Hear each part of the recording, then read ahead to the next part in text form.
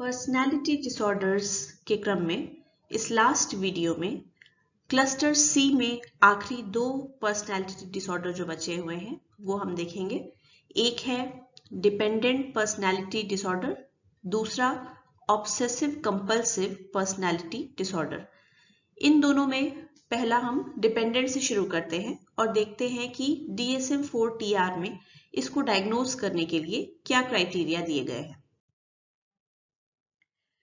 तो dependent personality disorder के लिए क्राइटेरिया है a pervasive and excessive need to be taken care of that leads to submissive and clinging behaviour and fears of separation as indicated by at least 5 of the following। तो इस criteria में 8 तरह के symptoms या लक्षण बताए गए हैं, जिनमें से कम 5 मिलने चाहिए, तब हम कहेंगे कि व्यक्ति को डिपेंडेंट पर्सनैलिटी डिसऑर्डर है। और ये 5 लक्षण जो होंगे ये क्या दिखाते हैं? एक व्यापक और अत्यधिक आवश्यकता, परवेसिव यानी व्यापक, एक्सेसिव यानी अत्यधिक बहुत ज्यादा, जरूरत या आवश्यकता किस चीज की? To be taken care of, व्यक्ति का ख्याल रखा जाए, उसकी देखभाल की जाए, इसकी आवश्यकता। Which leads to submissive and clinging behaviour and fears of separation, जिसकी वजह से जो इस विकार से ग्रस्त व्यक्ति है वो सबमिसिव स्वभाव दिखाता है, सामने वाले के सामने झुकता है, उससे दबता है, और क्लिंगिंग बिहेवियर दिखाता है, जिसको आप कहते हैं कि थोड़ा चिपकने वाला व्यवहार, थोड़ा ज्यादा ही व्यक्ति के करीब रहता है, फिजिकली नहीं मतलब मेंटली भी कहा जा रहा है कि जो कहते हैं ना बहुत चिपकू किस्म का व्यवहार, कुछ लोग बिल्कुल चिपक ही जाते हैं, छोड़ते ही नहीं है, बिल्कुल बहुत ज्यादा ही बात करते हैं या बहुत ज्यादा निर्भर हो जाते हैं किसी पर, उस तरह का व्यवहार दिखाते हैं। और फियर्स ऑफ सेपरेशन, अलग हो जाने, बिछड़ जाने, संबंध टूट जाने का भय भी इन्हें रहता है। और ये चीजें कम से कम कोई 5 लक्षण मिलने चाहिए इन 8 में से, जिनमें ये बातें दिखें या जाहिर हो रही हो। देख लेते हैं क्या लक्षण है। पहला, difficulties making everyday decisions without excessive advice and reassurance from others. ऐसे लोगों में रोजमर्रा के दैनिक जीवन के भी जो फैसले हैं वो लेने में भी इन्हें कठिनाई होती है, और बहुत ज्यादा सलाह मशवरा करने के बाद, दूसरों से आश्वस्त होने के बाद ही ये रोजमर्रा की जिंदगी के भी फैसले ले पाते हैं। रोजमर्रा की मामूली चीजें हो सकती हैं, जैसे खाने में क्या बनाना है, क्या कपड़े पहनने हैं, कोई चीज कहाँ रखनी है, क्या खरीदना है, आम चीजें जो दैनिक जीवन की होती हैं, वैसे छोटे छोटे फैसले भी इन्हें लेने में कठिनाई होती है, और ऐसे छोटे और मामूली चीजों के लिए भी दूसरे लोगों से बहुत सारा आश्वासन, बहुत ज्यादा सलाह मशवरा लेना चाहते हैं। दूसरा, needs others to take responsibility for most major areas of life. ये लोग अपनी जिंदगी का अधिकार खुद के पास नहीं रखते हैं, बल्कि चाहते हैं कि दूसरे व्यक्ति इनके जिंदगी का, इनके जीवन का उत्तरदायित्व संभालें। इनके जीवन के मुख्य क्षेत्रों में, चाहे व्यक्तिगत जीवन हो गया, चाहे जो इनका नौकरी चाकरी हो गई, पेशा हो गया उससे संबंधित, चाहे किसी और फील्ड में, ये चाहते हैं कि कोई और व्यक्ति हो जो सारे उत्तरदायित्व इनके संभाल ले।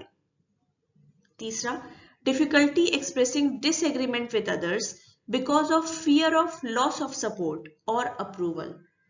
ऐसे व्यक्ति दूसरे व्यक्ति से अपना डिसएग्रीमेंट यानी मतभेद भी खुलकर नहीं जाहिर कर पाते हैं। इन्हें लगता है अगर अपना मतभेद हम खुलकर जाहिर कर देंगे सामने वाले के साथ, या उसके बाद का विरोध करेंगे, अपना ओपिनियन अगर वहां पे अपने विचार प्रकट करने की कोशिश करेंगे, तो हो सकता है कि व्यक्ति नाराज हो जाए और छोड़कर चला जाए। तो उससे जो मुझे सहायता मिल रही है, जो सपोर्ट मिल रहा है, वो खत्म हो जाएगा, या व्यक्ति मुझे छोड़ सकता है, नकारने लग सकता है, और इस कारण से ये खुलकर किसी से अपना विरोध प्रदर्शन भी नहीं करते हैं। फोर्थ, डिफिकल्टी इनिशिएटिंग प्रोजेक्ट्स और डूइंग थिंग्स ऑन हिज और हर ओन। ऐसे लोग कोई भी नया काम भी शुरू करने में बहुत ही कठिनाई महसूस करते हैं, क्योंकि कोई भी काम ये खुद से अपने बल पर, अपने दम पर शुरू करना या पूरा कर पाना, कंप्लीट कर पाना नहीं कर पाते। Fifth, goes to excessive lengths to obtain nurturance and support from others. सामने वाले व्यक्ति से उसकी देखभाल पाने के लिए, उसका ध्यान अपने ओर रखने के लिए, उससे मदद लेने के लिए ये लोग किसी भी हद तक जा सकते हैं, काफी आगे तक चले जाते हैं ये हेल्प और सपोर्ट लेने के लिए सामने वाले से। 6th, feels uncomfortable or helpless when alone because of fears of being unable to care for self. ऐसे व्यक्तियों में एक बड़ी अजीब चीज देखी जाती है कि अगर ये थोड़े भी पल के लिए अकेले हैं अगर, तो इन्हें बहुत असहज और असहाय महसूस होता है, क्योंकि इनके मन में ये भय रहता है कि ये अपनी देखभाल कर नहीं सकते, खुद से इनका सामर्थ्य नहीं है कि ये खुद की देखभाल कर पाए। तो ऐसे व्यक्ति थोड़े समय के लिए भी अकेले अगर होते हैं तो इन्हें बेचैनी और घबराहट महसूस होने लगती है, इन्हें असहज महसूस होने लगता है। 7वां, urgently seeks another relationship for care and support when a close relationship ends. ये एक बड़ा इंपॉर्टेंट तरह का लक्षण है डिपेंडेंट पर्सनैलिटी डिसऑर्डर का, कि अगर कोई संबंध खत्म हो जाता है जिस पर ये बहुत ज्यादा आश्रित थे, बहुत ज्यादा निर्भर थे अपनी जरूरतों के लिए, तो ये तुरंत कोई ऐसा अगला संबंध ढूंढने या बनाने की कोशिश में लग जाएंगे ताकि वो दूसरा व्यक्ति फिर से इनकी देखभाल करना, ख्याल रखना, इनकी जरूरतें पूरी करना, इस काम के लिए उपलब्ध हो जाए। तो हमेशा इन्हें कोई ना कोई व्यक्ति अपने जीवन में चाहिए जो इनकी चीजों का, इनकी जरूरतों का उत्तरदायित्व ले, इनकी सहायता करे, खूब सलाह मशवरा दे। इस तरह का व्यक्ति इन्हें हर समय अपने जीवन में चाहिए, और ऐसा अगर कोई संबंध टूटता है तो तुरंत ही ये उस तरह का दूसरा संबंध बनाने के जुगाड़ में लग जाते हैं। 8वां और आखिरी, unrealistic preoccupation with fears of being left to take care of himself और हरसेल्फ।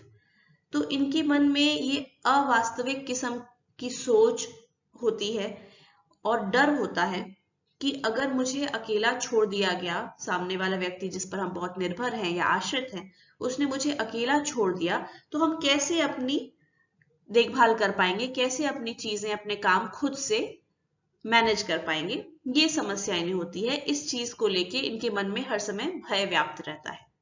तो इन 8 लक्षणों में से कोई 5 कम से कम मिलने चाहिए, अधिक भी मिल सकते हैं, पर 5 मिनिमम मिलने ही चाहिए, तभी हम डिपेंडेंट पर्सनैलिटी डिसऑर्डर को डायग्नोज कर पाएंगे।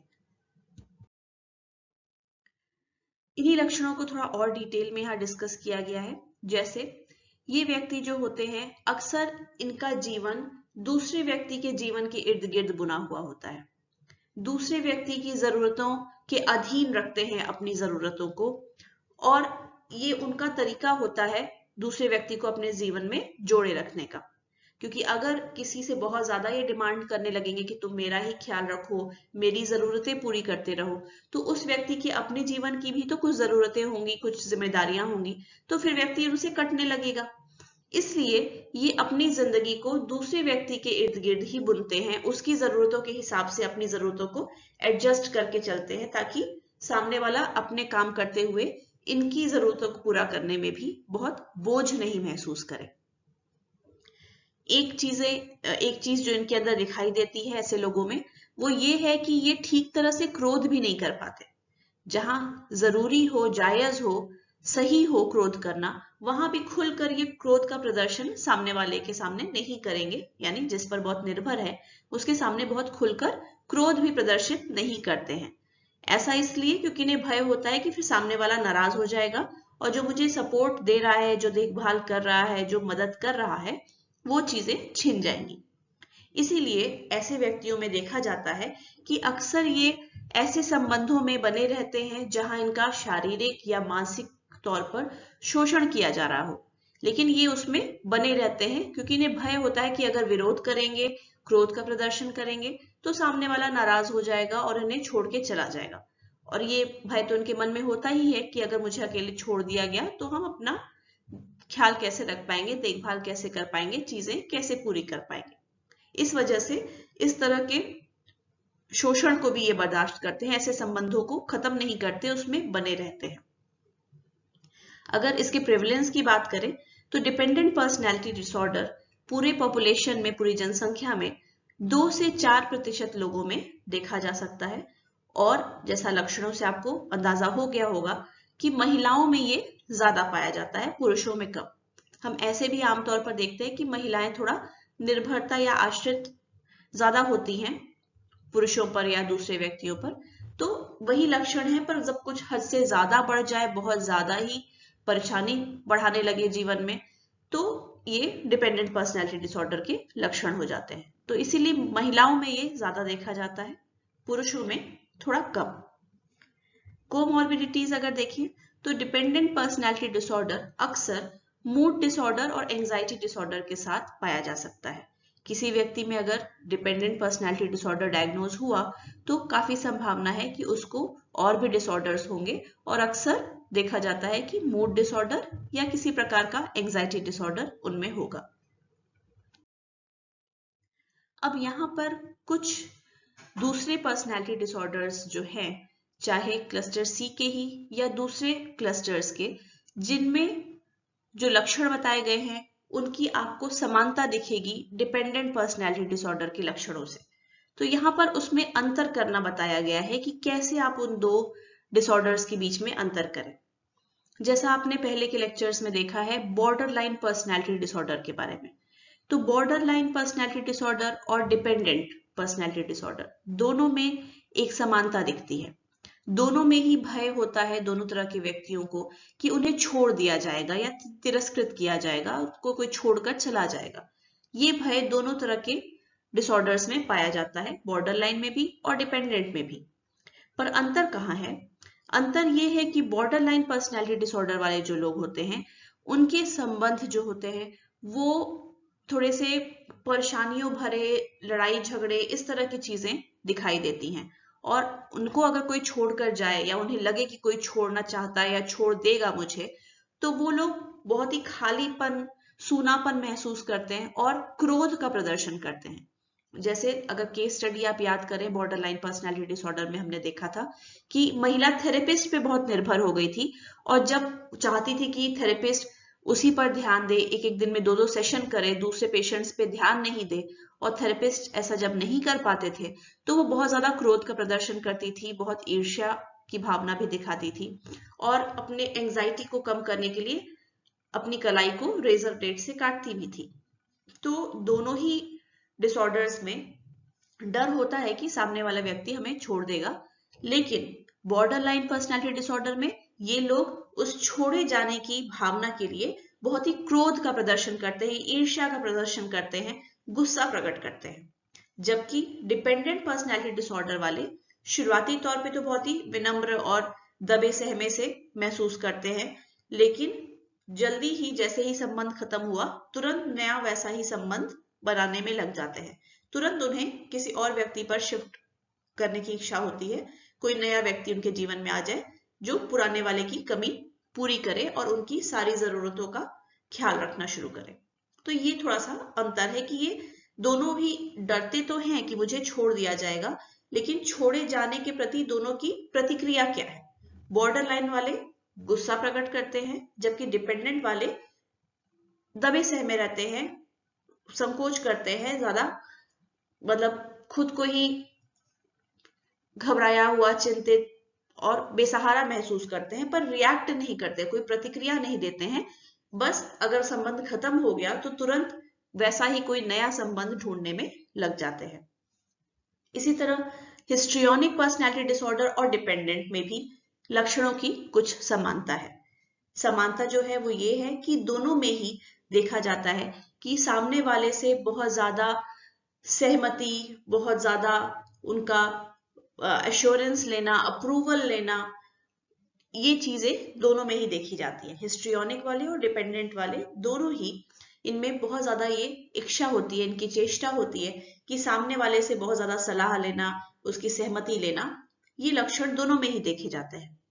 पर अंतर कहाँ पर आता है कि हिस्ट्रियोनिक पर्सनैलिटी डिसऑर्डर वाले ज्यादा शो ऑफ करने वाले होते हैं, बहुत ज्यादा दिखावटी, बनावटी, नाटकीय अंदाज रखने वाले होते हैं और डिमांड करते हैं कि सामने वाला पूरा ध्यान मेरी ओर रखे। जबकि डिपेंडेंट पर्सनैलिटी डिसऑर्डर वाले जो हैं उनका इस तरह का रवैया नहीं होता है कि बहुत ज्यादा नाटकीय अंदाज दिखाएं और बहुत दूसरों का ध्यान अपनी ओर आकर्षित करने की कोशिश करें, इस तरह का नहीं होता है। ये बहुत ही मासूम से, दबे सहमे, बहुत ही विनम्र और झुक कर रहने वाले लोग होते हैं। तो ये अंतर है दोनों में। इसी तरह से अवॉइडेंट पर्सनैलिटी डिसऑर्डर और डिपेंडेंट, इन दोनों में भी एक समानता दिखती है, और वो ये है कि दोनों ही जो हैं उनमें संबंधों को लेकर कैसी भावना होती है, रिलेशनशिप्स को लेके वो समानता एक देखी जा सकती है, पर थोड़ा अंतर भी है। जैसे डिपेंडेंट पर्सनैलिटी डिसऑर्डर वाले संबंधों में अलगाव होने के डर से परेशान रहते हैं कि संबंध खत्म हो जाएगा, टूट जाएगा। और इसका डर उन्हें क्यों होता है? क्योंकि वो समझते हैं कि वो अक्षम है, उनमें ये क्षमता नहीं है कि वो अपना ख्याल खुद रख सके, अपनी जरूरतें खुद पूरी कर सके। इसलिए इन्हें भय होता है कि संबंध टूटे ना, अलगाव ना हो जाए, चीजें खत्म ना हो जाए। लेकिन अवॉइडेंट पर्सनैलिटी डिसऑर्डर वाले जो होते हैं, उन्हें संबंध बनाने में ही समस्या समझ में आती है। वो कोई भी नया संबंध शुरू ही नहीं कर पाते हैं। और क्यों नहीं कर पाते, उनका कारण क्या है, उनका तर्क क्या है? क्योंकि उन्हें भय होता है कि सामने वाला उन्हें तिरस्कृत करेगा, उनका मजाक उड़ाएगा, उनकी आलोचना करेगा, जिससे कि उन्हें शर्मिंदगी महसूस होगी। और इस डर की वजह से वो संबंध बनाने जाते ही नहीं है। तो डिपेंडेंट पर्सनैलिटी में है कि संबंध खत्म ना होने पाए, इसका भय रहता है। और अवॉइडेंट वालों को डर होता है संबंध बनाने से, क्योंकि उन्हें आलोचना का डर रहता है, जिससे कि शर्मिंदगी उन्हें महसूस करनी पड़ेगी, और इस भय से वो संबंध बनाने ही नहीं जाते हैं।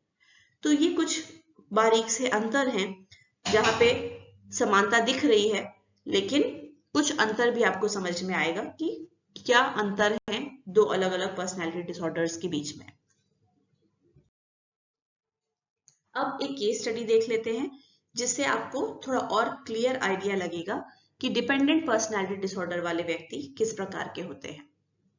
ये केस स्टडी है सैरा नाम के एक महिला की।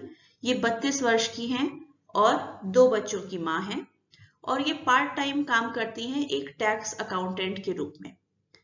एक शाम ये एक क्राइसिस सेंटर में आती हैं, क्योंकि इनके जो पति हैं, जो 1.5 साल से करीब इनके पति हैं, उनका नाम है माइकल, उन्होंने इनका शोषण किया, शारीरिक तौर पे उन्हें चोट पहुंचाई, नुकसान पहुंचाया, और फिर घर छोड़कर चले गए। माइकल ने कभी भी बच्चों को नुकसान नहीं पहुंचाया, लेकिन जब भी वो शराब के नशे में होते थे तो अक्सर धमकियां देते थे कि बच्चों को भी वो नुकसान पहुंचाएंगे, यानी मारेंगे, पीटेंगे, शारीरिक तौर पे उन्हें चोट पहुंचाएंगे। सैरा काफी चिंतित दिखती हैं इस चीज से, क्योंकि उनके पति उन्हें छोड़कर चले गए हैं। तो इससे काफी चिंतित समझ में आ रही है, काफी एंजाइटी से भरी हुई हैं कि अब उनके भविष्य का क्या होगा, क्योंकि उनके शब्दों में उन्हें बताया जाना जरूरी है कि वो क्या करें। इसलिए उन्हें चिंता महसूस हो रही है कि अब तो माइकल छोड़कर चला गया, तो अब मैं जीवन कैसे जीऊंगी, मेरा भविष्य क्या होगा। उनकी इच्छा थी कि उनके पति लौटकर वापस आ जाएं, और उनकी बात से, उनके व्यवहार से, उनकी सोच से कहीं भी ये नहीं लग रहा था कि उन्हें जरा भी चिंता है कि उनके पति लगातार एकदम नियम जैसा ही बना लिया है उन्होंने कि वो शारीरिक शोषण करते रहते हैं उनका। इस चीज से वो बिल्कुल ही निश्चिंत दिखी, इस बारे में उनका ध्यान था ही नहीं। उनका ध्यान सिर्फ इस तरफ था कि अब मेरे भविष्य का क्या होगा, अब मुझे कौन बताएगा कि मुझे क्या करना है, और काश कि मेरे पति लौटकर वापस आ जाए। ये जिस समय की बात है, उस समय इनके पति माइकल ये ड्रग अब्यूज करते थे, जिसकी वजह से ये एक डे ट्रीटमेंट प्रोग्राम में शामिल किए गए थे ताकि इनकी ड्रग्स की लत छूट सके, और वहां पर ये रहते थे, जिसके कारण ये अक्सर खराब मूड में रहते थे, अक्सर इनका मूड खराब होता था, और जब तब लगता था कि क्रोध से ये फूट पड़ेंगे, बिल्कुल विस्फोट सा हो जाएगा, क्रोध में ये कुछ भी कर बैठेंगे। तो इस तरह का माइकल का व्यवहार था इन दिनों में।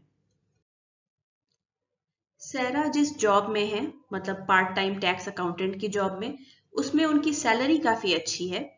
बजाय इसके वो अपनी चिंता जाहिर करती हैं कि वो कैसे अपना जीवन यापन कर पाएंगी, कैसे अपनी चीजों को मैनेज कर पाएंगी, इसकी उन्हें बड़ी फिक्र हो रही है।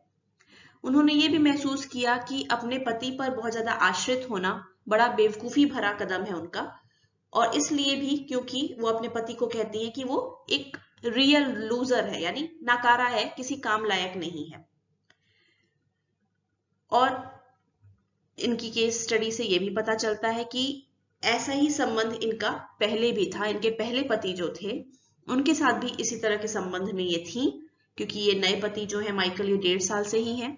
तो पहले पति जो थे उनके साथ भी संबंध लगभग इसी तरह का था, जो कि इन्हें और इनकी सबसे बड़ी बच्ची जो कि 18 साल की हो गई थी उसको छोड़कर वो चले गए। तब इन्होंने दूसरी शादी की। पिछले कुछ महीनों में कई बार ऐसा हुआ कि सैरा ने अपने मन में सोचा कि मैं ये शादी खत्म कर देती हूँ, इसको तोड़कर चली जाती हूँ, लेकिन वो ये कर न सकी। दिमाग में उन्होंने प्लान किया, कई बार सोचा, लेकिन कर ही नहीं पाती थी। कई बार वो धमकी भी देती थी कि हम छोड़ के चले जाएंगे अपने पति को, ऐसा बोला करती थी। लेकिन जब ऐसा करने का मौका पड़ता तो लगता था जैसे वो दरवाजे पर जाकर बिल्कुल जम सी गई हो, एकदम फ्रीज हो गई हो, आगे बढ़ ही नहीं पा रही हो, पूरे शरीर में एकदम सुन्न हो गया हो, बिल्कुल उन्हें कुछ महसूस ही नहीं हो रहा हो, और पेट में बड़ा अजीब तरह का बेचैनी महसूस होने लगा हो, ये सोचकर कि माइकल के बिना हम कैसे रहेंगे, उसके बिना कैसे मेरा जिंदगी कटेगा। तो इस तरह का डिपेंडेंसी, इस तरह की निर्भरता सैरा के जीवन में आपको दिखाई दे रही है। साथ ही यहाँ आप देख पा रहे हैं कि पहले जो इनका पति के साथ संबंध था वो भी कुछ इस प्रकार का था, और पति के जाते ही फिर उन्होंने दूसरी शादी कर ली और दूसरा पति भी अब छोड़कर जा रहा है। और संभवतः अगर ये संबंध खत्म होता है तो आगे फिर कोई अगले व्यक्ति से पे ये इसी तरह की निर्भरता दिखाएंगी। तो जो भी हमने लक्षण देखे थे उसमें से कुछ लक्षण यहाँ पर दिखाई दे रहे हैं इस केस स्टडी में। दाईं तरफ देखिए स्लाइड में, तो जो भी लक्षण हैं इस डिसऑर्डर के वो कुछ एग्जाम्पल्स के तौर पर यहाँ पर समझाए गए हैं। जैसे एक लक्षण है difficulty making everyday decisions without excessive reassurance. रोजमर्रा के दैनिक जीवन के फैसले भी ये लोग बहुत ज्यादा सलाह मशवरा करने के बाद ही ले पाते हैं। जैसे ये लड़की जो है वो पूछ रही है कि मैं सफेद जूते पहनूं या काले जूते पहनूं, क्या तुम श्योर हो, क्या मैं यही करूं? कोई क्रिस नाम का व्यक्ति है जिससे बात कर रही, क्रिस वापस आओ, मुझे बताओ क्या मैं काले जूते पहनूं या सफेद जूते पहनूं। तो ये छोटी सी मामूली सी चीजें भी ये बहुत ज्यादा सलाह मशवरा करने के बाद कर पाते हैं। दूसरा, needs others to assume responsibility for most major areas of life. इन्हें आवश्यकता होती है कि दूसरा व्यक्ति इनके जीवन के फैसले ले। जीवन के मुख्य क्षेत्रों में जो भी फैसले लेने का समय आए, जो भी चीजें तय करनी हो, वो दूसरा व्यक्ति उसकी जिम्मेदारी ले, ये खुद न ले। जैसे ये लड़की जो 17 साल की है, ये कह रही है mom what should I major in college. मतलब एक तरह से अपना सब्जेक्ट पूछ रही है कि कॉलेज में मैं एडमिशन लेने जा रही हूँ तो मैं किस सब्जेक्ट में एडमिशन लूँ। तो ये खुद नहीं तय कर रही है, ये चाह रही है कि इसके जीवन में दूसरे व्यक्ति जो है वो इसकी पढ़ाई लिखाई, इसके करियर, बाकी क्षेत्रों की जिम्मेदारी लें। तीसरा, difficulty expressing disagreement due to fear of loss of support. जहां पे जरूरत भी हो कि किसी की बात मना करनी हो, किसी को नकारना हो या अपना विरोध का प्रदर्शन करना हो, तो ये लोग नहीं कर पाते हैं क्योंकि इन्हें भय होता है कि सामने वाला फिर मुझे सपोर्ट करना बंद कर देगा। जैसे ये लड़की फोन पर किसी से बात कर रही है और शायद किसी काम में बिजी होगी, तो बहुत लड़खड़ाते हुए बात में बोल रही है कि हाँ ठीक है, मैं तुम्हारे लिए दवा ले आऊंगी, फिर तुमसे बाद में मैं मिलूंगी ना। इस तरह से बात कर रही है। शायद इसके पास समय न हो, शायद इसके लिए दिक्कत हो जाके दवाएं ले पाना, लेकिन ये मना नहीं कर पा रही है पोलाइट वे में, चीजों को नकार नहीं पा रही है और फॉलो करते जा रही है, दूसरे की मर्जी पूरी करने की कोशिश कर रही है, क्योंकि इसे डर है कि अगर ऐसा नहीं किया तो सामने वाला नाराज हो जाएगा और फिर सपोर्ट करना बंद कर देगा। अगला है फील अनकंफर्टेबल और हेल्पलेस व्हेन अलोन। जब ये लोग अकेले रहते हैं तो असहज महसूस करते हैं, असहाय महसूस करते हैं। जैसे ये लड़की चिंता कर रही है और दिमाग में सोच रही है कि अगर कुछ हो गया तो मुझे कैसे पता चलेगा कि मुझे क्या करना है। तो इस तरह के विचार इसके दिमाग में आ रहे हैं। अगला, urgently seeks another relationship as source of support when a close relationship ends. जैसे ही कोई करीबी संबंध खत्म होता है, जिस संबंध पर ये निर्भर थे या आश्रित थे, जैसे ही वो संबंध समाप्त हुआ, खत्म हुआ, तुरंत तैयारी में लग जाते हैं दूसरा ऐसे कोई व्यक्ति ढूंढने के लिए जिस पर ये फिर से निर्भरता जता सके, पूरी तरह से उस पर डिपेंड हो सके। जैसे ये लड़की को देखिए, एक लड़के से कह रही है कि हाय, मेरा एक्स जो था, अब एक्स पति हो सकता है, बॉयफ्रेंड हो सकता है, उसका अभी अभी देहांत हो गया है, क्या अब तुम मेरी देखभाल करोगे? और वो लड़का बिल्कुल शॉक में दिख रहा है, क्योंकि उसे लग रहा है कि अचानक से ऐसा कौन बोलता है कि अभी अभी किसी करीबी व्यक्ति की मृत्यु हो गई है उसके जीवन में, और उसको इसकी पड़ी ही कैसे कोई दूसरा व्यक्ति मिल जाए जो मेरा ख्याल रखे, देखभाल करे। और लास्ट इसमें है unrealistically preoccupied with fears of having to take care of self, यानी अवास्तविक तौर से ये लोग चिंता करते रहते हैं, बेवजह परेशान होते रहते हैं कि अगर जो भी व्यक्ति का केयर कर रहे हैं उनसे अलगाव हो गया या कोई प्रॉब्लम हो गई तो वो अपना ख्याल कैसे रख पाएंगे। जैसे इस लड़की को देखिए कि बहुत चिंता कर रही है और दिमाग में सोच रही है कि ये काम तो मैं खुद से नहीं कर सकती, ये मेरे बस का नहीं है। तो इस तरह का डर होना, भय मन में बैठ जाना कि मैं अपने दम पर, अपने बल पर कोई चीजें नहीं कर सकती हूँ या नहीं कर सकता हूँ और मुझे दूसरे का सपोर्ट चाहिए, सहारा चाहिए। इस तरह से आप देख रहे हैं कि डिपेंडेंट पर्सनैलिटी डिसऑर्डर के लक्षण किस तरह से एक व्यक्ति के जीवन में दिखाई दे सकते हैं। कारणों की अगर बात करेंगे तो कुछ तथ्य, कुछ सबूत मिले हैं शोध के माध्यम से कि डिपेंडेंट पर्सनैलिटी डिसऑर्डर में कुछ जीन्स का रोल होता है। ऐसे कुछ जीन्स देखे गए हैं जिनका प्रभाव पड़ता है, डिपेंडेंट पर्सनैलिटी डिसऑर्डर में देखा जा सकता है। दूसरा, कुछ पर्सनैलिटी के लक्षण इस तरह से होते हैं जैसे न्यूरोटिसिज्म, यानी बहुत ज्यादा एंजाइटी महसूस करना, जल्दी परेशान होना, घबराना, इस तरह के व्यवहार जो होते हैं। और एग्रीबलनेस, यानी दूसरों से बहुत मेल जोल करके चलना, जल्दी विरोध नहीं करना दूसरों का, बहुत मिलाकर चलना, इस तरह का जो ट्रेट होता है। ये दोनों लक्षण आपने अभी देखा कि डिपेंडेंट पर्सनैलिटी डिसऑर्डर वालों में देखने में मिलते हैं। और ये दोनों ही व्यवहार के जो तरीके हैं ये भी देखा गया है कि अनुवांशिक होते हैं, जीन्स का इसमें कुछ रोल होता है। तो ये भी एक कारण हो सकता है डिपेंडेंट पर्सनैलिटी डिसऑर्डर के अनुवांशिकता के पीछे। ये भी देखा गया है कि वैसे माता पिता जो बहुत ही अथॉरिटेरियन और ओवर प्रोटेक्टिव किस्म के हैं, जैसे जिनको एक आजकल मॉडर्न टर्म है कहा जाता है हेलीकॉप्टर पेरेंट्स, बच्चों के सर पर बिल्कुल जो हर समय मंडराते रहते हैं एक हेलीकॉप्टर की तरह से, बच्चा क्या कर रहा है, कहाँ जा रहा है, क्या खा रहा है, क्या पी रहा है, जीवन के हर छोटे बड़े हिस्से में वो घुसे रहेंगे, दखल दिए रहेंगे, बच्चे को अपने फैसले नहीं लेने देंगे, छोटे से छोटे फैसले भी खुद से नहीं करने देंगे, हर जगह बच्चे के लिए खुद फैसला करेंगे। तो ऐसे में बच्चे को बचपन से आदत हो जाती है दूसरों पर निर्भर होने की, छोटी छोटी चीजों के लिए भी दूसरे पर निर्भर होते हैं और खुद पे से उनका कॉन्फिडेंस घटते जाता है और खुद को सक्षम नहीं महसूस करते कि अपने फैसले खुद ले पाए, चाहे वो छोटे से छोटे मामूली चीजें ही क्यों ना हो कि क्या कपड़े पहनने हैं, क्या खाना बनाना है, इस तरह की चीजों के लिए भी हमेशा ये चाहते हैं दूसरे से आश्वस्त होना, दूसरे से हेल्प मांगना, दूसरे का सपोर्ट लेना, हमेशा इनका ऐसे करने की प्रवृत्ति बन जाती है।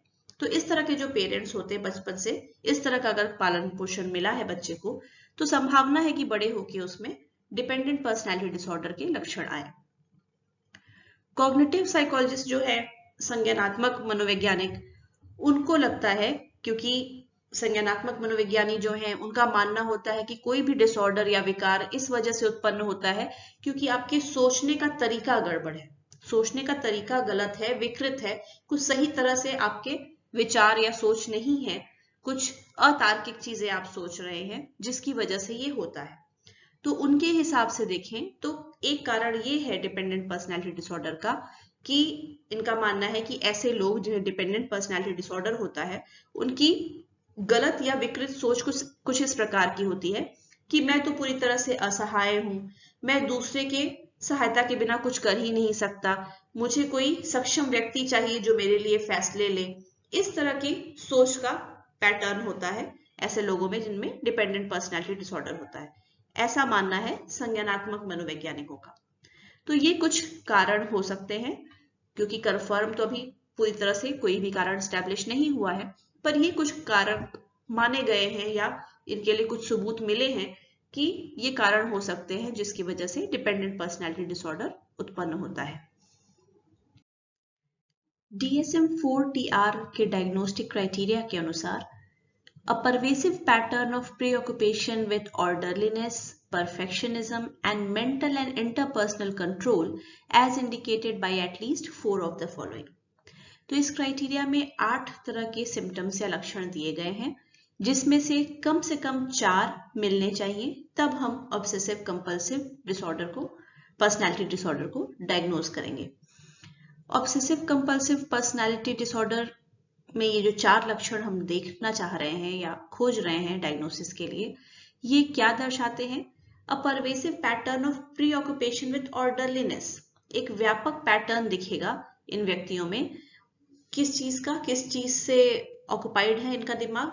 ऑर्डरलीनेस से, कि सब चीज सुव्यवस्थित होनी चाहिए, करीने से होनी चाहिए, क्रम में लगी होनी चाहिए, इस तरह के विचार इनके दिमाग में होते हैं। परफेक्शन के साथ काम करना चाहते हैं कि हर काम बिल्कुल सटीक, सही तरह का परफेक्ट होना चाहिए। मेंटल और इंटरपर्सनल कंट्रोल भी दिखाते हैं, मानसिक तौर पे भी बहुत नियंत्रण रखते हैं और अंतर्वैयक्तिक संबंधों में भी बहुत दूसरे व्यक्ति पर नियंत्रण रखना चाहते हैं।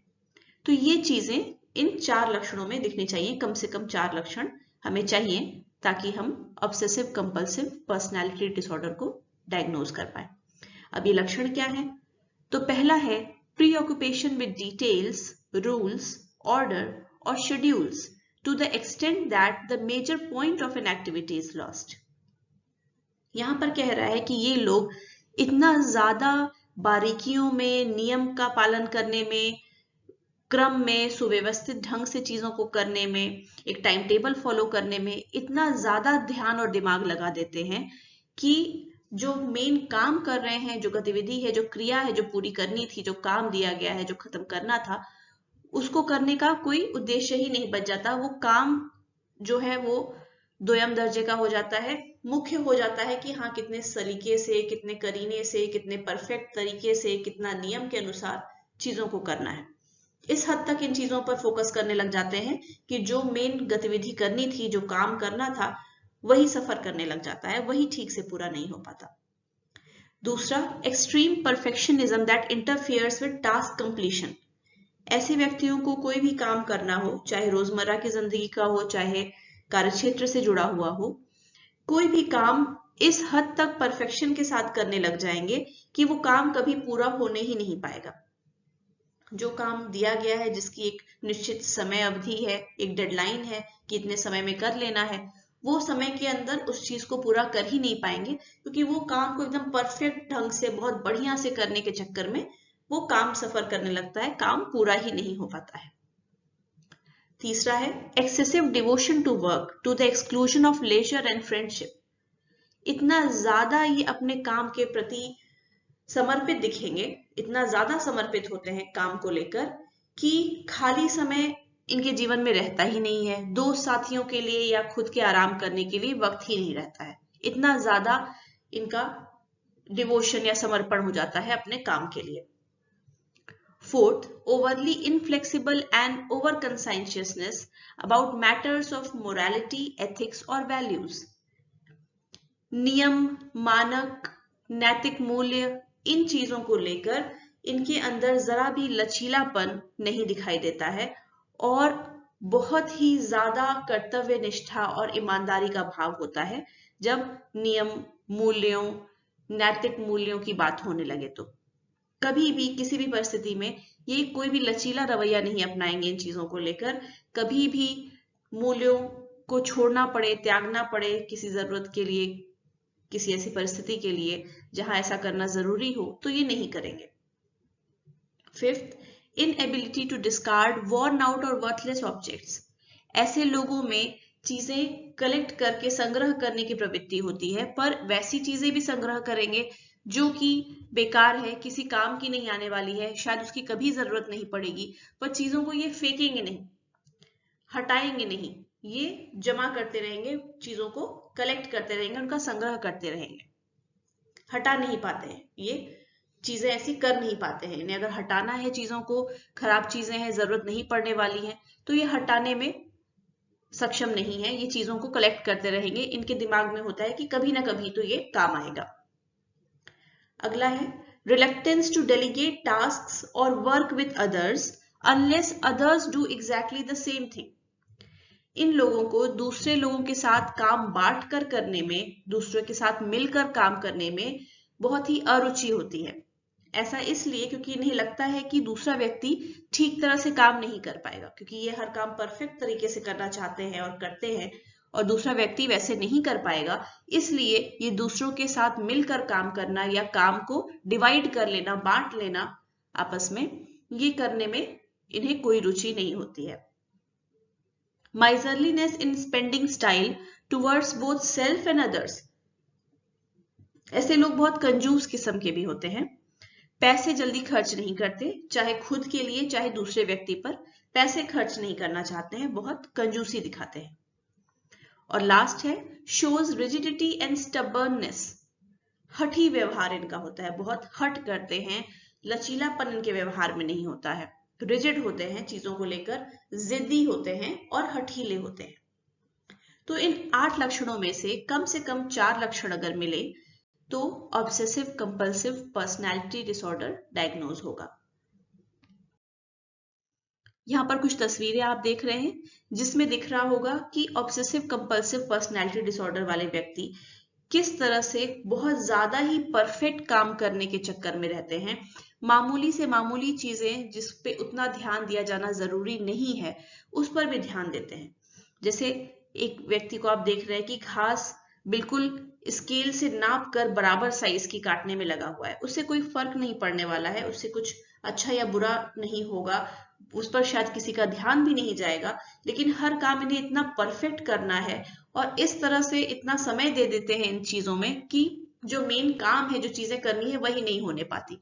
जैसे मान लीजिए अगर इस व्यक्ति को अपने गार्डन में घास की कटाई करनी है, घास बराबर करनी है और आधे घंटे का समय हो, और अगर ये इस तरह स्केल से माप के एकदम बराबर बराबर घास काटनी शुरू करेंगे तो जाहिर सी बात है आधे घंटे में इनका काम कभी नहीं पूरा होगा। तो इस हद तक ये परफेक्शन करने लग जाते हैं मामूली चीजों को लेके, जिसे कोई फर्क भी नहीं पड़ता कि ये काम ही सफर करने लग जाता है, काम ही पूरा नहीं हो पाता है। कितने करीने से ऊपर पेंसिल्स सजाई गई हैं, अब ये पैटर्न बनाने में, इस डिजाइन में उसको रखने में, जिसे कोई फर्क नहीं पड़ता पेंसिल इस डिजाइन में रखी जाए या नहीं, पर उस तरह से रखा हुआ है। छोटे छोटे दाग धब्बे भी नहीं हो, सब चीजें करीने से सुव्यवस्थित किस्म से रखी हो, सही से चीजों को मोड़ कर रखना, सही से एक के ऊपर एक कलेक्ट करके रखना, सही क्रम में चीजों को लगाना, इन सब पर जो बेवजह की चीजें जहां उसकी जरूरत नहीं है वहां भी ये बहुत ज्यादा ध्यान देते हैं। शोध से पता चला है कि ये जो व्यवहार इनके अंदर होता है, ऐसे व्यक्तियों के अंदर, कि बहुत हठी स्वभाव के होते हैं, जिद्दी होते हैं, दूसरे की बात नहीं सुनते हैं, अपनी मनवाना चाहते हैं, ये चीजें, और दूसरे के साथ काम बांटने की अनिच्छा, कि काम शेयर नहीं करेंगे दूसरे के साथ, सारे काम खुद ही करेंगे, ये जो पैटर्न है व्यवहार का, ये देखा गया है कि ऑब्सेसिव कंपल्सिव पर्सनालिटी डिसऑर्डर में सबसे स्थायी तरह का बिहेवियर पैटर्न है। यहाँ पे ये ध्यान देना बहुत जरूरी है और अक्सर लोगों को कंफ्यूजन होता है इसको लेकर, क्योंकि नाम की समानता है कि ऑब्सेसिव कंपल्सिव पर्सनालिटी डिसऑर्डर और ऑब्सेसिव कंपल्सिव एंजाइटी डिसऑर्डर, ये दोनों दो अलग चीजें हैं। ऑब्सेसिव कंपल्सिव डिसऑर्डर जो होता है, जो एंजाइटी डिसऑर्डर्स की श्रेणी में आता है, उसमें लोगों को ऑब्सेशंस होते हैं, उनके दिमाग में बेवजह के विचार आते रहते हैं कि जैसे मान लीजिए अगर लाइट का स्विच हम 10 बार बंद करके बाहर नहीं निकलेंगे तो मेरी फैमिली मर जाएगी, मेरा एक्सीडेंट हो जाएगा, कुछ बेतुके से सोच या विचार जो कि उन्हें किसी तरह की क्रियाकलाप बार बार करने पर बाधित करते हैं। जैसे बार बार हाथ धोना कोई चीज छूने पर, बार बार चेक करना कि ताला बंद कर दिया या नहीं, खिड़कियां बंद है या नहीं बाहर निकलने से पहले। तो इस तरह के व्यवहार, तो ऑब्सेशंस और कंपल्शंस जो दिखाई देते हैं ऑब्सेसिव कंपल्सिव डिसऑर्डर में, वो चीजें ऑब्सेसिव कंपल्सिव पर्सनैलिटी डिसऑर्डर में नहीं होती हैं। वहां पर ऑब्सेसिव कंपल्सिव डिसऑर्डर में इस तरह के सोच और व्यवहार की वजह से लोगों में बहुत ज्यादा एंजाइटी की भावना होती है, दुश्चिंता होती है, और ये डिसऑर्डर एक्सिस 1 पर आता है, एंजाइटी डिसऑर्डर्स के ग्रुप में आता है, ऑब्सेसिव कंपल्सिव डिसऑर्डर। जबकि आप जानते हैं कि सारे पर्सनैलिटी डिसऑर्डर्स जो हैं वो एक्सिस 2 पर आते हैं मेंटल रिटार्डेशन के साथ, यानी ऑब्सेसिव कंपल्सिव पर्सनैलिटी डिसऑर्डर भी जो है एक्सिस 2 पर आता है। तो ऑब्सेसिव कंपल्सिव पर्सनैलिटी डिसऑर्डर का नाम जरूर सेम है एंजाइटी डिसऑर्डर के साथ में, लेकिन इसमें किसी भी प्रकार का ऑब्सेशन या कंपल्शन नहीं होता। कुछ लोगों को ये भी लग सकता है कि हाँ, नाम की समानता है, तो जरूर ऐसा होता होगा कि अगर एक व्यक्ति को एक डिसऑर्डर है, जैसे मान लीजिए ऑब्सेसिव कंपल्सिव वाला पर्सनैलिटी डिसऑर्डर है, तो उसमें बहुत संभावना होगी कि ऑब्सेसिव कंपल्सिव डिसऑर्डर भी मिलेगा, या अगर ऑब्सेसिव कंपल्सिव डिसऑर्डर है तो बहुत संभावना होगी कि ऑब्सेसिव कंपल्सिव पर्सनैलिटी डिसऑर्डर भी होगा। लेकिन ऐसा भी नहीं है। सिर्फ 20% ऐसे पेशेंट्स होते हैं जिनमें ये दोनों चीजें एक साथ पाई जाए, ये दोनों डिसऑर्डर्स एक साथ पाई जाए। तो नाम जरूर समान है, लेकिन इसके लक्षण और कोमॉर्बिडिटी की अगर बात करें तो ये समानता इसमें कम है। Narcissistic personality disorder, anti social personality disorder और ओसीपीडी यानी ऑब्सेसिव कंपल्सिव पर्सनैलिटी डिसऑर्डर, इन तीनों में भी एक चीज आपको समान दिखेगी, एक लक्षण समान है, लेकिन फिर भी उसमें अंतर करने का तरीका है। इन तीनों में ही आपको दिखेगा कि ये व्यक्ति जो होते हैं, जो इन विकारों से ग्रस्त हैं, वो दूसरों के प्रति उदारता वाला व्यवहार नहीं दिखाते, उदार नहीं होते हैं सामने वाले व्यक्ति के प्रति। और ये लक्षण ऑब्सेसिव कंपल्सिव में भी दिख रहा है आपको, क्योंकि ये लोग दूसरों पर पैसे भी खर्च नहीं करते, दूसरों के साथ काम शेयर भी नहीं करते, और इस तरह की चीजें देखने में मिलेगी। लेकिन जिन्हें ओसीपीडी है वो न सिर्फ दूसरों के लिए उदार नहीं होते, बल्कि खुद के लिए, स्वयं के लिए भी उदार नहीं होते। जैसे वो खुद पर भी पैसे खर्च नहीं करेंगे, खुद को भी नियम कायदे से भटकने नहीं देंगे, खुद भी काम एकदम परफेक्ट करने में जूझते रहेंगे, लगे रहेंगे, मेहनत करते रहेंगे। तो न ये सिर्फ दूसरों के साथ उदार होते हैं, बल्कि खुद के साथ भी उदार नहीं होते हैं। जबकि ऐसा नार्सिसिस्टिक और एंटी सोशल में नहीं है। ये दूसरों के साथ उदार नहीं होते हैं, पर स्वयं के साथ होते हैं। हालांकि एंटी सोशल पर्सनैलिटी डिसऑर्डर में ये पूरी तरह नहीं कहा जा सकता, क्योंकि एंटी सोशल पर्सनैलिटी डिसऑर्डर वाले व्यक्ति खुद के लिए भी उतनी उदारता नहीं दिखाते हैं, क्योंकि वो खुद के लिए भी रिस्क लेते हैं, उन्हें खुद की भी परवाह नहीं होती, औरों की भी स्वास्थ्य की और उनके ठीक रहने की या फिजिकल फिटनेस की परवाह नहीं होती, क्योंकि ये दूसरे को भी शारीरिक तौर पर हार्म कर सकते हैं और खुद भी इस तरह का व्यवहार दिखाते हैं, जैसे रेकलेस ड्राइविंग करना, लड़ाई मार झगड़े में पड़ जाना। तो ये खुद के लिए भी बहुत जेनरस नहीं होते हैं। स्किज़ोइड पर्सनैलिटी डिसऑर्डर और ओसीपीडी, इन दोनों में भी एक समानता है, पर उसमें भी अंतर किया जा सकता है। समानता ये है कि इन दोनों में ही कुछ हद तक एक औपचारिक किस्म का व्यवहार या सामाजिक तौर पे कटे रहना, अलग थलग रहने की प्रवृत्ति दिखाई देती है। लेकिन सिर्फ स्किज़ोइड पर्सनैलिटी वालों में ये दिक्कत होती है कि उनमें क्षमता ही नहीं होती है कि वो करीबी संबंध बना सकें, उन्हें इसकी जरूरत ही नहीं महसूस होती है। जबकि ओसीपीडी वाले जो व्यक्ति हैं, उन्हें अंतर्वैयक्तिक संबंध बनाने में समस्या होती है, इसलिए क्योंकि उन्हें समय ही नहीं मिलता। वो इतना ज्यादा समर्पित होते हैं अपने काम के लिए कि उन्हें समय ही नहीं मिलता है लोगों के साथ व्यतीत करने के लिए, संबंधों में समय दे पाने के लिए, और अपनी भावनाओं को व्यक्त करने में भी इन्हें समस्या समझ में आती है। आइए अब एक केस स्टडी देखते हैं एलन नाम के व्यक्ति की, जिसको obsessive compulsive personality disorder diagnose हुआ। यहाँ आप कोशिश कीजिएगा देखने की कि जो लक्षण हमने 8 देखे हैं अभी इसको डायग्नोज करने के, उसमें से क्या क्या लक्षण इसमें दिख पा रहे हैं। ये एलन की केस स्टडी है। एलन एक व्यक्ति हैं जो कि ट्रेन डिस्पैचर का काम करते हैं। ये बहुत ही कर्तव्यनिष्ठ है, बहुत ही परफेक्शन के साथ अपने काम करते हैं, बारीक से बारीक चीजों पर ये ध्यान देते हैं। हालांकि ये अपने सहकर्मियों के साथ बहुत करीबी संबंध नहीं रखते हैं, और इनके सहकर्मी अक्सर इनके बारे में बोलते हैं कि ये तो दूसरी ही दुनिया में रहते हैं, इनका दिमाग कहीं और ही रहता है। अगर इनके दैनिक रूटीन में या दिनचर्या में कोई परिवर्तन हो किसी कारण की वजह से, तो इनका मन खराब हो जाता है, ये उदास हो जाते हैं, दुखी हो जाते हैं। उदाहरण के लिए, इन्होंने जो बहुत ही डिटेल में प्लान बनाया है, नियम बनाया है या टाइम टेबल बनाया है कोई काम करने के लिए, अगर इनके सहकर्मी उसे बिल्कुल उसी परफेक्शन के साथ जैसे वो खुद कर रहे हैं, अगर इनके सहकर्मी वैसे नहीं फॉलो करते हैं तो इनको क्रोध आने लगता है, ये चिड़चिड़े हो जाते हैं। तो शॉर्ट में बोला जाए तो एलन को अपने जीवन में कोई खुशी महसूस ही नहीं होती और हर समय वो छोटी से छोटी मामूली परेशानियों के लिए भी परेशान रहते हैं और उसी के बारे में चिंता करते रहते हैं। उनका शेड्यूल जो है, उनका रूटीन या दिनचर्या जो है वो इतनी स्ट्रिक्ट है, इतनी रिजिड है कि उसको मेंटेन कर पाना, रोज फॉलो कर पाना संभव नहीं हो पाता है, जिसकी वजह से खुद उन्हें अक्सर टेंशन की वजह से सिर दर्द रहता है या पेट में दर्द शुरू हो जाता है, क्योंकि उन्होंने जो इतना अपना पेचीदा, इतना जटिल प्लान बनाया है काम करने का, वो खुद ही वो सही से फॉलो नहीं कर पाते हैं। क्योंकि इन्हें अक्सर सर दर्द रहता था, पेट दर्द होता था, तो ये डॉक्टर के पास जाते थे।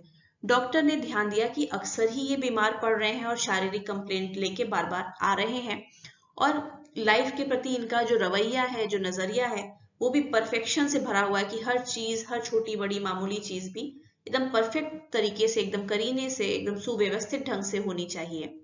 इसके चलते इनके डॉक्टर को संदेह हुआ कि कुछ मनोवैज्ञानिक परेशानी हो सकती है और उन्होंने इनको एक मनोवैज्ञानिक के पास रेफर कर दिया।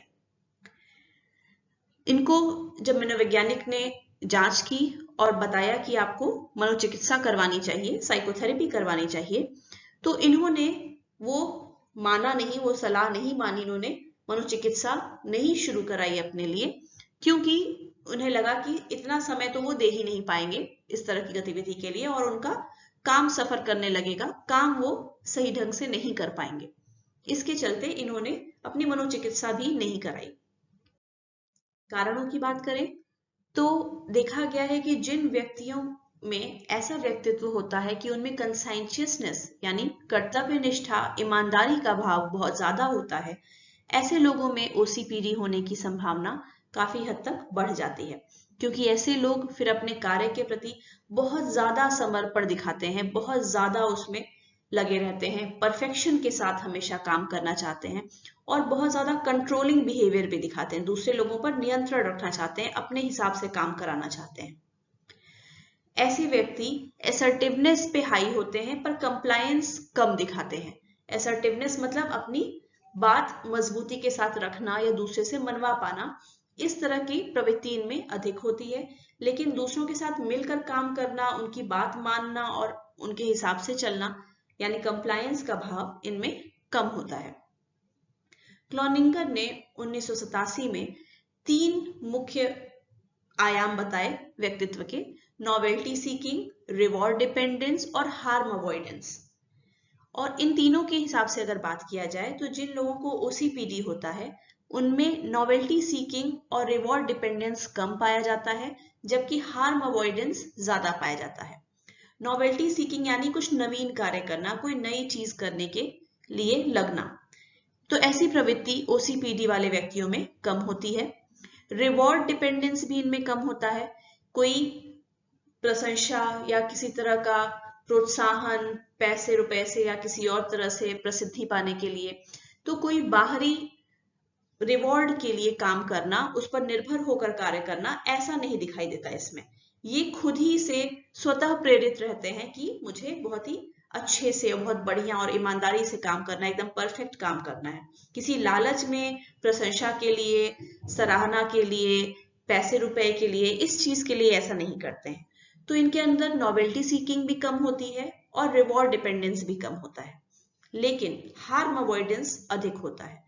हार्म अवॉइडेंस मतलब वैसी प्रवृत्ति कि आप नुकसान होने से या किसी तरह का खतरा होने से बचना चाहते हैं, इस तरह की प्रवृत्ति आपकी हो। तो ओसीपीडी वाले व्यक्तियों में ये चीज ज्यादा पाई जाती है, कोई नुकसान न होने पाए, कोई गलती न होने पाए, उससे बचने की चेष्टा ये काफी करते हैं। यहाँ दाईं तरफ जो कार्टून दिखाई दे रहा है, इसमें आप देख पा रहे हैं उदाहरण के साथ कि जो लक्षण हमने देखे उसमें से काफी सारे लक्षणों का उदाहरण यहाँ दिया हुआ है कि ये कैसे दिखाई देते हैं। जैसे preoccupied with details, rules, order and organization, चीजों को सुव्यवस्थित ढंग से करने, क्रम से करने, एकदम डिटेल में करने, इसकी प्रवृत्ति जो होती है उसका उदाहरण देखिए कि एक लड़की है जो फोन पर बात कर रही है और कह रही है कि हाँ मुझे पता है कि मैं लेट हो गई हूँ, लेकिन मुझे ये भी तो निश्चित होना है, ये भी तो सुनिश्चित करना है कि सब काम मेरे घर में हो गया है, स्टोव मैंने बंद कर दिया है, मैंने अपने पालतू जानवर को खाना खिला दिया है, खिड़कियां बंद कर दी हैं, दरवाजों पे ताले लगा दिए हैं। तो इस तरह का छोटी छोटी मामूली चीजों पर भी बहुत ज्यादा समय और दिमाग लगाना, इस तरह की प्रवृत्ति। दूसरा, एक्सेसिवली डिवोटेड टू वर्क, काम के प्रति कुछ ज्यादा ही समर्पण भाव इसमें दिखाई देता है। जैसे आप देख रहे हैं कि पीछे एक लड़का है, उसने गॉगल्स लगाए हुए हैं और शायद कहीं वकेशन पे आया है, छुट्टी मनाने आया है, और लड़की से कह रहे हैं कि चलो हम लोग छुट्टी पर आए हैं, हम लोग एंजॉय करते हैं। पर लड़की काम में लगी हुई है और कह रही है नहीं मैं समय नहीं बर्बाद कर सकती, मुझे काम करना है, तो वो काम में लगी है अपना। तीसरा है unable to discard worn out or worthless objects, जिन चीजों का कोई काम नहीं पड़ने वाला है, जो बेकार हो चुकी हैं, उनका कोई उपयोग नहीं रह गया, उसको भी ये फेंकने से नुकसान हो जाएगा ऐसा समझ के उसको हटाने से, अपने से अलग करने से कतराते हैं, नहीं करना चाहते हैं। जैसे देखिए VHS टेप्स हैं, जो पुराने कैसेट टेप्स आते थे जिसमें मूवीज वगैरह देखी जाती थी, जो बड़े वाले टेप्स होते थे VCR वगैरह में लगाकर जो देखते थे, वैसे टेप का कलेक्शन इस लड़की ने बना के रखा हुआ है। और शायद लड़का उसे हटाने के लिए बोलता है, पर वो कह रही है कि नहीं एक दिन मुझे ये सब टेप्स काम आएंगे। तो जो फालतू चीजें हो गई जिसका आगे कोई काम नहीं पड़ना है, ऐसी चीजों को भी ये लोग फेंक नहीं पाते, हटा नहीं पाते अपने पास से।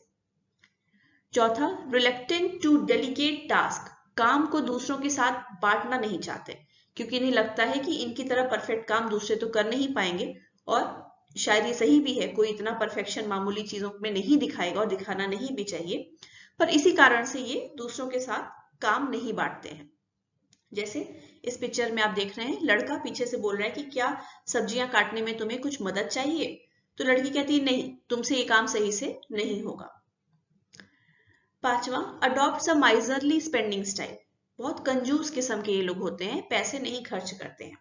तो एक लड़की है जो कोई एक अच्छी सी ड्रेस दिखाकर बोल रही है दूसरी लड़की से कि तुमको कभी कभी अपने ऊपर भी पैसे खर्च करने चाहिए, खुद को भी ट्रीट करना चाहिए अच्छे से, अपने लिए भी एंजॉय करना चाहिए, अपने लिए भी कुछ अच्छी चीजें खरीदनी चाहिए।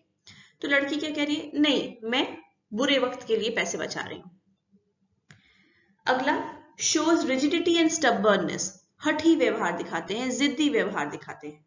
जैसे लड़का कह रहा है how about some tacos today, क्यों ना हम लोग टाकोस खाएं, एक तरह की डिश है, एक खाने की चीज है, तो बोल रहा है क्यों ना हम लोग टाकोस खाते हैं आज। तो लड़की बहुत क्रोध में आके बोल रही है कि बट वी ऑलवेज हैव फा ऑन संडेज, फा एक तरह का नूडल्स होता है, सूप वाला नूडल्स, तो उसके लिए कह रही है कि नहीं संडे को तो हम लोग हमेशा हमेशा बस फा खाते हैं हमेशा, इसलिए टाकोस हम नहीं खा सकते। तो यहाँ आप देख रहे हैं कि छोटी छोटी मामूली चीजों के लिए भी बहुत ज्यादा हठी व्यवहार या जिद्दीपन इनमें दिखाई देता है। धन्यवाद।